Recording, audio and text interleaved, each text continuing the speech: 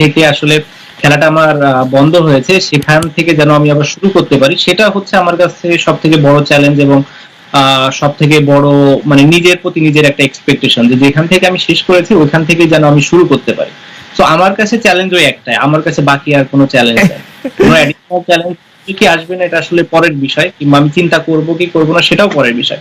First target হচ্ছে যেখানে শেষ করেছিলাম, মানে শেষ হয়েছিল সেখানে সেখান থেকে যেন শুরু করতে পারি। আমি এই জায়গাটা যদি আপনাকে একটু বলি, যে কারণ এগুলি খুবই গুরুত্বপূর্ণ প্রসঙ্গটা হচ্ছে এরকম যে ধরেন আপনি বলছিলেন যে মেকানিজম করে কোনো কিছুর একটা ম্যান্ডেট আদায় করা, যেমন আপনি এখন জাতীয় পার্টির কথা বললেন যে জাতীয় পার্টিকে প্রধান বিরোধী দল বানানোর একটা মেকানিজমের কথা শোনা যাচ্ছে। আমরা কিন্তু বিভিন্নভাবে শুনতে পাচ্ছি যে সরকারের ভিতরে আরেকটা সরকার আছে। আমরা এরকমও শুনতে পাচ্ছি যে গোয়েন্দা সংস্থাগুলি যারা শেখ হাসিনার সময়ে অ্যাক্টিভ ছিলেন তারা এখনো অ্যাক্টিভ আছেন, বিশেষ করে ডিজিএফআই এর কথা বলা হয়। কিন্তু আমরা তো দেখি ডিজিএফআই তো সরকার প্রধানকে রিপোর্ট করে, সেনা প্রধানকে না। মানে ডক্টর মোহাম্মদ ইউনূসের আন্ডারে ডিজিএফআই। তাহলে এই ব্যাপারটা আসলে কেমন? মানে যদি কেউ মেকানিজমটা করে থাকেন, এটা কি আপনারা সরকার থেকে করতেছেন নাকি সামরিক বাহিনী বা অন্য কোনো একটা সরকার যাদের আমরা চিনি না তারা করতেছেন? আপনি কি এটা একটু কারণ অন পেপার তো অনেক কিছুই থাকে, কিন্তু বাস্তব প্রয়োগের ক্ষেত্রে সেটার বাস্তবায়ন বা সেটার প্রক্রিয়াটা অনেক সময় অনেক ভিন্ন রকম হয়ে যায়।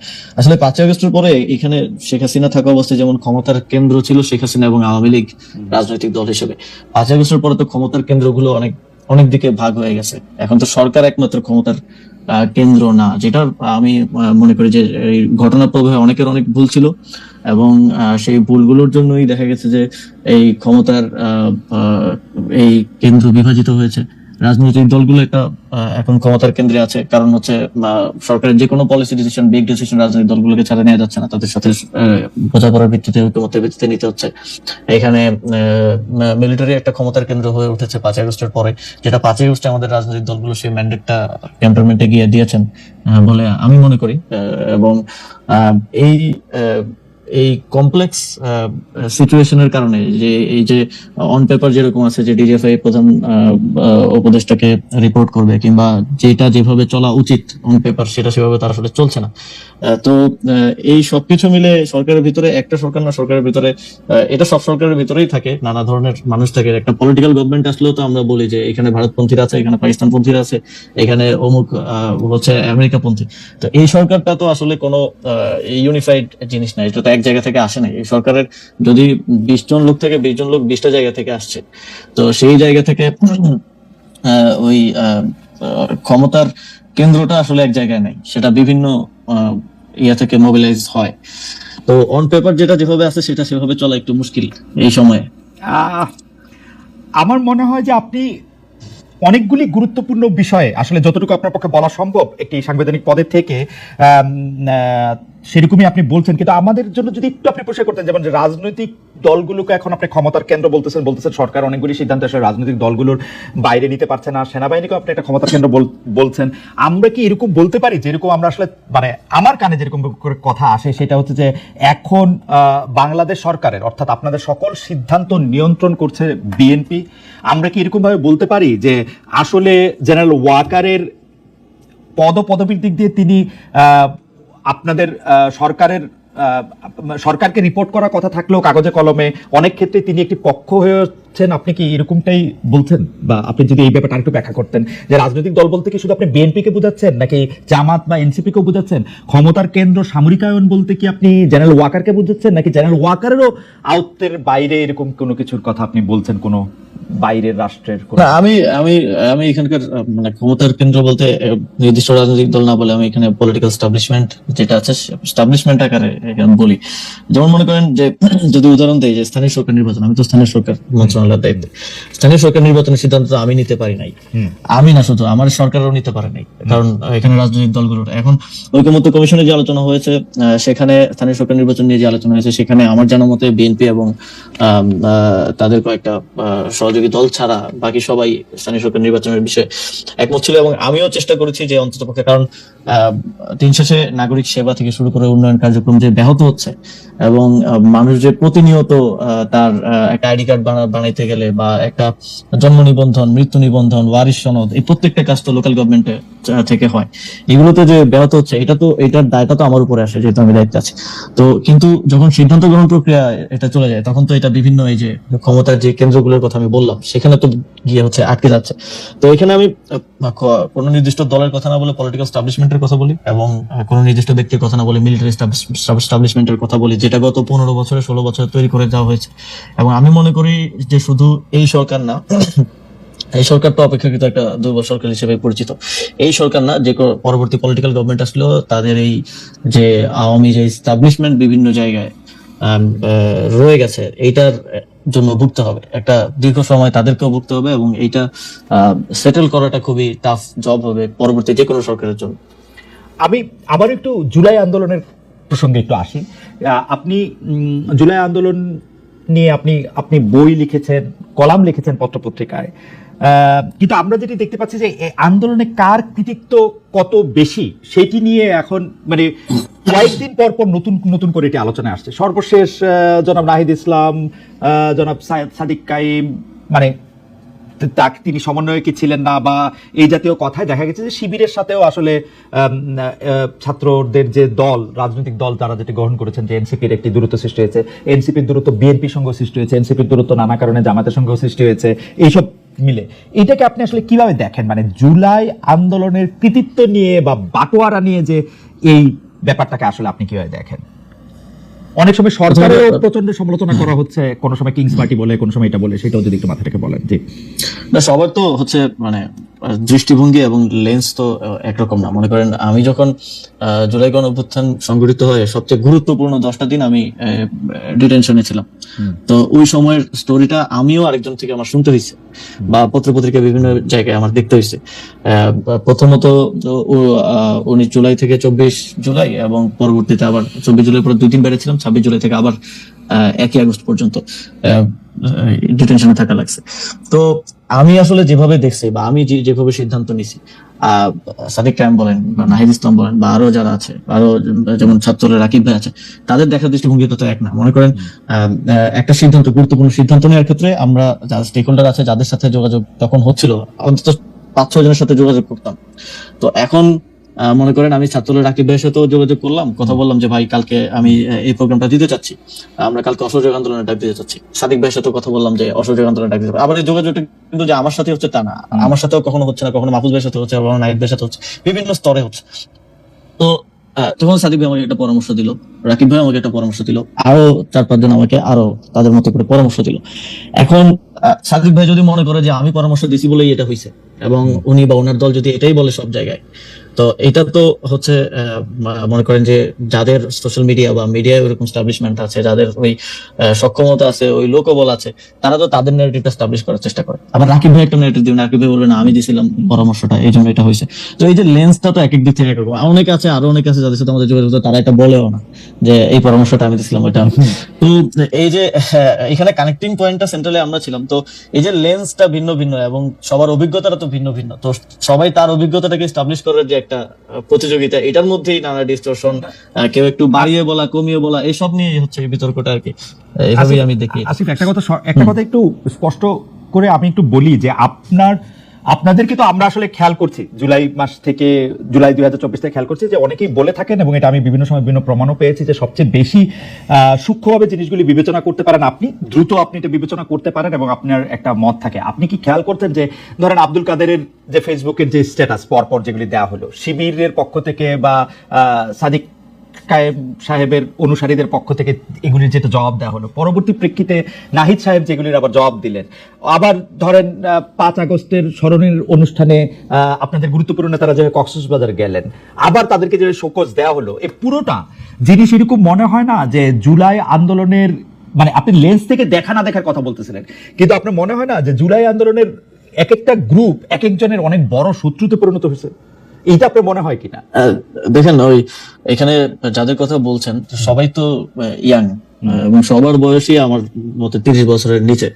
তো স্বাভাবিকভাবেই মানে এই বয়সের মানুষজনের মধ্যে খুব দ্রুত রিয়াক্ট করে ফেলার বা দ্রুত হচ্ছে এক ধরনের রক্ত গরম থাকার বিষয় আছে না, তো সেটার একটা রিফ্লেকশন এটা আমি মনে করি। তবে এটা আমার মনে হয় যে ছোটখাটো বিষয়ে, বিভিন্ন স্বার্থগত বিষয় কিংবা কৃতিত্বের বিষয় হোক, কিংবা সামনে হয়তো ডাকসু আছে বা আরো কিছু বিষয়ে, এটা নিজেদের মধ্যে ছোটখাটো মতানৈক্য বলেই আমি মনে করি। কারণ এখনো বিগার কোশ্চেনে সবার কর্মপন্থা হয়তো ভিন্ন, যারা জুলাই গণঅভ্যুত্থানের স্টেক হোল্ডার ছিলেন, যারা অংশগ্রহণকারী ছিলেন, কিন্তু আওয়ামী লীগের প্রশ্নে বলেন, ফ্যাসিবাদের প্রশ্নে বলেন, একটা সুন্দর বাংলাদেশ গড়ার প্রশ্নে বলেন, আমি দেখেছি যে সবাই কাজ করছে। সবার কর্মপন্থা হয়তো ভিন্ন হতে পারে, বা কেউ এটা নিয়ে ডিবেট থাকতে পারে যে কে বেশি করতেছে, কে কম করতেছে, বা অনেক যেটা কক্সবাজার যাওয়ার কথা বললেন শোকজ, বা অনেকগুলো মনে হতে পারে যে এরা বাচ্চামি করতেছে, বা তো ওই বয়সের একটা বিষয়টা আছেই। কিন্তু আমার মনে হয় না যেটা এত বড় বিরোধ, যেটা আসলে শত্রুতা বলা যায়, আমার মনে হয় যে আসলে আমি এই প্রসঙ্গ শেষ করতে চাই। এখানে কেউ কেউ যে বলছেন যে এই বিরোধটা আসলে কোনো কিছুর বাটোয়ারা নিয়ে, অর্থাৎ যারা এটার কেন্দ্রে থাকবেন তারা চাঁদা, যদি আমি পজিটিভ অর্থও বলি, পার্টি চালানোর জন্য চাঁদা হোক বা অন্যান্য গুরুত্বের জন্য কোনো গুরুত্ব পাওয়া হোক, বা বড় নেতা ভবিষ্যতে হওয়ার জন্য এইটা গুরুত্বপূর্ণ, এইভাবে আপনি দেখেন কিনা? আপনি যেটা বললেন সেটা ঠিক আছে, বয়সের একটা, কিন্তু এইভাবে দেখেন কিনা? এই বিষয়গুলো তো আছেই। মনে করেন সবার মধ্যেও তো একটা প্রতিযোগিতা আছে, যে মনে করেন শিবির মনে করে বা জামাত মনে করে আমাদের এখান থেকে তরুণ নেতৃত্ব উঠে আসুক। তো আবার এনসিপি মনে করে যে, এনসিপি মনে করতে পারে যে যেহেতু গণঅভ্যুত্থানের অধিকাংশ নেতাই এখানে, আমরাই গণঅভ্যুত্থানের একমাত্র মানে সবচেয়ে বড় স্টেক হোল্ডার। তো এইগুলো নিয়ে মতানৈক্য, মতের অমিল আছে, এবং প্রতিদ্বন্দ্বিতাও হবে সামনে ছাত্র সংসদ নির্বাচন। টাকা পয়সা দিয়ে আছে কিনা সেটা একটু বলেন, যে একদম টাকা পয়সা দিয়ে আছে কিনা? আমার মনে হয় না, টাকা পয়সা আমি অন্তত দেখি নাই এটা গুরুত্ব পাওয়া, বা হচ্ছে কারো মনে হচ্ছে গ্রিভেন্স থাকে না যে আমার কথাটা বললো না, এই কথাটা বলতে গিয়ে, কিন্তু আমি তো ওই ঐতিহাসিক প্রেক্ষাপটে ছিলাম। এই গ্রিভেন্স গুলো থেকেই বেশি এটা শুরুটাও হয়েছে, এবং এটা দিন দিন বাড়ছে। তবে আমি মনে করি যে এই বিষয়গুলোতে আরো বেশি, মানে যদি কমিউনিকেশন থাকে জুলাইয়ের বিভিন্ন পক্ষের মধ্যে, তাহলে আমার মনে হয় যে এই জিনিসগুলো জনসম্মুখে এরকম হাস্যকর পরিস্থিতিতে আসা থেকে আসলে ইয়ে করা যায়, জনসম্মুখে হাস্যকর পরিস্থিতি। কিন্তু ঠিক আছে, আমি এই প্রসঙ্গে একটু অন্য প্রসঙ্গে যাই। অনেক সময় আপনার এবং জনাব মাহফুজ আলমের নিরপেক্ষতা নিয়ে প্রশ্ন ওঠে, কারণ আপনারা যেহেতু জুলাই আন্দোলনের সামনের দিককার মুখ, এবং আপনাদের বাকি বন্ধুরা যেহেতু বাকি সহযোদ্ধারা, আমি এভাবে যদি বলি, বাকি সহযোদ্ধারা যেহেতু এখন রাজনৈতিক দল করেছেন, আপনারা সেখানে যাবেন কবে, কেন যাচ্ছেন না, আসলে যাবেন কিনা, সেগুলো নানা রকম প্রশ্ন ওঠে। আমি সেইখান থেকে আসলে সরাসরি প্রশ্ন করতে চাই যে আপনার, মানে মাহফুজ আলমের উত্তর তো মাহফুজ আলম, জনাব মাহফুজ আলমের সাথে দেখা হলে নিশ্চয়ই তিনি দিবেন, কিন্তু আপনার কাছে প্রশ্ন যে আপনি রাজনীতিতে কবে যাবেন, পদত্যাগ করবেন কিনা, সরকারে থাকবেন কিনা, সে ব্যাপারে সিদ্ধান্ত নিয়েছেন কিনা? অনেকেই বলে থাকেন যে আপনি হয়তো রাজনীতি করবেন, ভোটও করবেন, কিন্তু যতদিন পারা যাচ্ছে ততদিন আপনি আপনার সরকারি বাসভবনে বা সরকারি পদে থাকতে চান। মানে আপনি এবার খুবই প্রিয়, সেই জন্য বলি যে অনেকে বলে থাকে যে আপনি পতাকাবাহী গাড়িতে আরো কিছুদিন চড়বেন, তারপরে ইলেকশন যখন এগিয়ে আসবে তখন আপনি গিয়ে মানে খালেদ ভাই, পতাকাবাহী গাড়ি বা এই বিষয়গুলো মানে এটা আমরা কখনো চাইও নাই, বা এটার প্রতি আমাদের ওই রকম কোনো মোহ নাই। আমার দিক থেকে বিষয়টা হচ্ছে কিছু দায়িত্ব নিয়ে তো আমি এখানে আসছি, এবং কিছু দায়িত্ব গণঅভ্যুত্থানের সময়, সেই সময়টাতে যখন সমন্বয়করা আমাদেরকে সিলেক্ট করে, তখন থেকেই দেয়া যে এই সরকারকে জুলাই গণঅভ্যুত্থানের পক্ষে রাখা, পক্ষের ডিসিশন গুলো নেওয়ার ক্ষেত্রে প্রভাবিত করা, এবং ভয়েসটা যাতে থাকে সেই জিনিসটা নিশ্চিত করার জন্য সরকারে আসা। তারপরেও যদিও অনেক অন্যান্য মিনিস্ট্রির দায়িত্ব আসছে, ফর্মাল দায়িত্ব আসছে, তো সেই জায়গা থেকে আমি মনে করি যে এখনো আমাদের কিছু কাজ বাকি আছে। একটা বড় মাইলফলক হচ্ছে এই যে ঘোষণাপত্রটা আমরা ইয়ে করতে পারলাম, জুলাই ঘোষণাপত্রটা দেওয়া সম্ভব হলো। এখনো জুলাই সনদ বাকি আছে। জুলাই সনদের বাস্তবায়ন প্রক্রিয়া কি হবে, এটা নিয়ে বিভিন্ন ধরনের মতানৈক্য। আমাদের যে ঐকমত্য কমিশনের 1 মাস মেয়াদ বৃদ্ধি করা হয়েছে। তারপরে সংস্কার কমিশন, যেই সংস্কারের, আমার লোকাল গভর্নমেন্টের সংস্কার কমিশন ছিল, যে সংস্কারের রিপোর্ট গুলো দিয়েছে, সেগুলোর একটা বাস্তবায়নের বিষয় আছে। এবং আমি মনে করি যে যেই দায়িত্ব নিয়ে এবং যাদের ম্যান্ডেট নিয়ে আমি এখানে এসেছি, সেই অনেকগুলো দায়িত্বই আমাদের পালন করা বাকি রয়ে গেছে।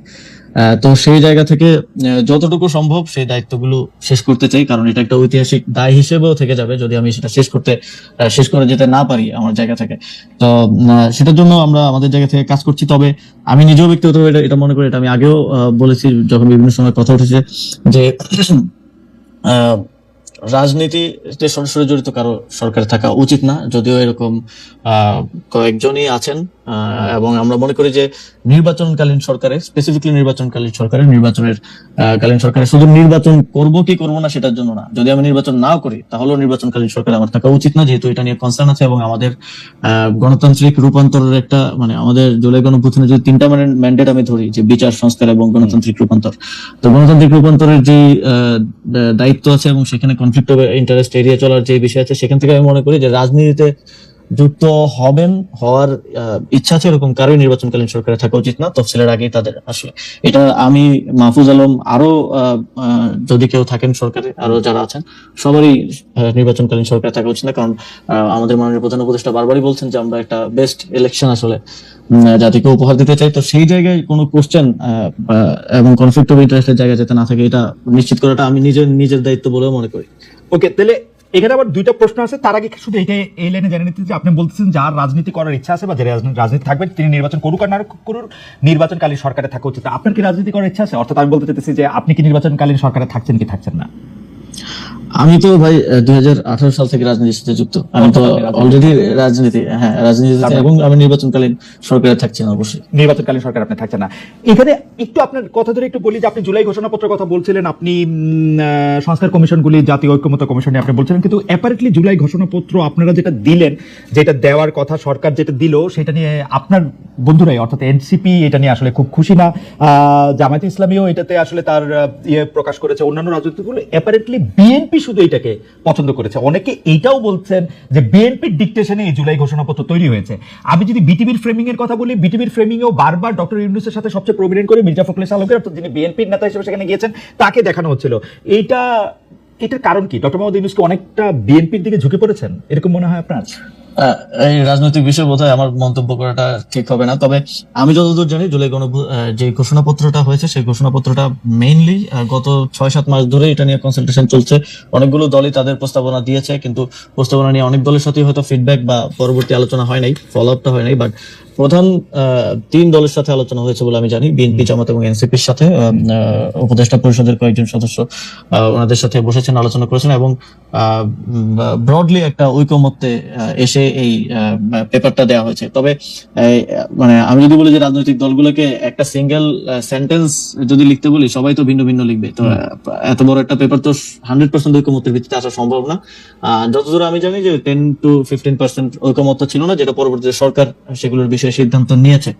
তবে মনে করেন 5ই আগস্ট 2024 সালের 5ই আগস্ট যদি আমরা একটা ঘোষণাপত্র বা প্রোক্লেমেশন দেওয়ার মতো বাস্তবতায় থাকতাম বা দিতে পারতাম, সেটার ক্ষেত্রে তো আমাদের কারোর সাথে কথা বলা প্রয়োজন হতো না। কিন্তু যেহেতু পরবর্তীতে সিদ্ধান্ত হয়েছে, সরকার দায়িত্ব নিয়েছে যে রাজনৈতিক দলগুলোর সাথে ঐকমত্যের ভিত্তিতে এটা দেওয়া হবে এবং এটার সাংবিধানিক স্বীকৃতি, পরবর্তী নির্বাচিত সরকারের স্বীকৃতির একটা ব্যাপারও আছে।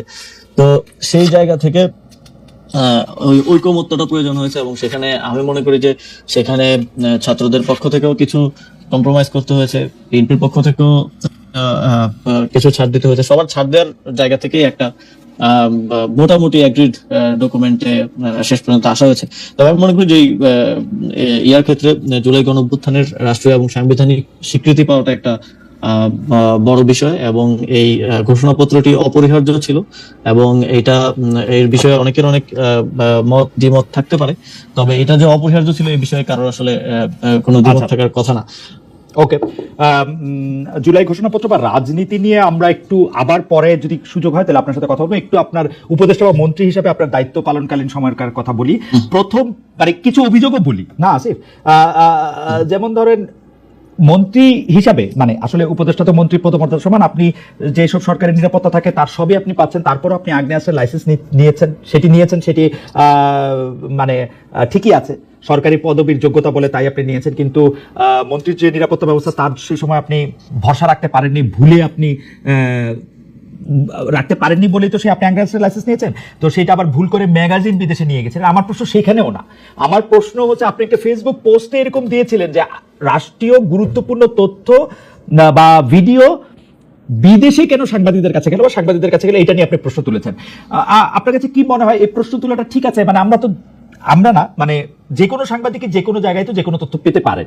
আপনি ওইটা আপনার কাছে একটা বড় বিষয় কেন মনে হলো যে বিমানবন্দর থেকে এই ভিডিওটা যেখানে গেছে আপনি সেটা ব্যাখ্যা দিয়েছেন, কিন্তু এটা ভুল করে গেছে, তারপরে এটা কিভাবে সেটা চলে গেছে সেটার ব্যাখ্যা আপনি দিয়েছেন, কিন্তু আপনি ভিডিওটা কেমনে গেল সেইটার ব্যাপারে আপনি কেন দৃষ্টি দিলেন?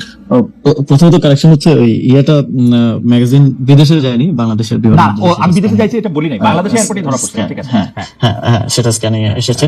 তো এটা আসলে ওই সেদিন আমি একদম ভোরে আমার নিজের ব্যাগ তো নিজেরই গোছাতে হয়, তো গোছাতে হচ্ছিল যে কারণে আমি এটা পিস্তলটা বাইরে রাখলো, ম্যাগাজিনটা আসলে রাখতে ভুলে গেছিলাম বাইরে, তো সেটা চলে গিয়েছিল ভুলবশত।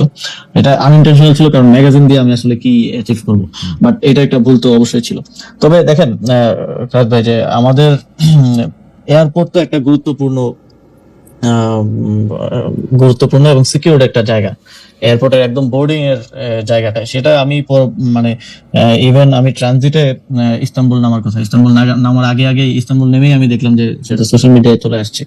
তো মানে এটা আমি একটা জায়গায় পয়েন্ট করতে চাইছি যে আসলে আমি উপদেষ্টা থাকা অবস্থাতেও সার্ভেইলেন্সের মানে আমি তো আপনাকে প্রথমেই বললাম যে ক্ষমতার কেন্দ্রগুলো তো বিভিন্ন জায়গায়, আমি উপদেষ্টা থাকা অবস্থায় আমার প্রতি যে ধরনের সার্ভেইলেন্স করা হয় এবং মানে রাষ্ট্রের সরকারের দায়িত্ব থেকে রাষ্ট্রের সার্ভেইলেন্সের না, আমি একটু জানতে চাই এই সার্ভেইলেন্স থেকে আপনার আনন্দ দেয় না? মানে প্রায় একই রকম সার্ভেইলেন্সে মার্কিন রাষ্ট্রপতিও থাকেন, মানে যারা যত বেশি গুরুত্বপূর্ণ তারা তত বেশি সার্ভেইলেন্সে থাকেন। আপনি তো চুরি করতেছেন না, আপনি তো ডাকাতি করতেছেন না, আপনি সার্ভেইলেন্সে থাকলে কি অসুবিধা? না, সার্ভেইলেন্স থাকলে তো অসুবিধা না, কিন্তু এটাকে তো আপনার নেগেটিভলি ফ্রেমিং, মনে করেন আমি কোথাও একটা খেতে গেলাম, হ্যাঁ, তো এটা তো আমার জন্য একটা দৈনন্দিন জিনিস এবং আমি তো খাইতে যাইতেই পারি, এই স্বাধীনতা তো আমার থাকা উচিত, কিন্তু এইটাকেও তো ভিন্ন ভাবে ফ্রেমিং করে। আমি কয়েকদিন আগে ইয়াতে একটা পোস্ট দেখলাম যে আমি এক জায়গায় বসে আমরা মানে 4-5 জন খাইতেছি, তো একটা গুমনাম পেজ, বাট এটা আমাকে নিয়ে পোস্ট দেওয়ার কারণে ওই পোস্টটা ভালো রিচ হয়েছিল।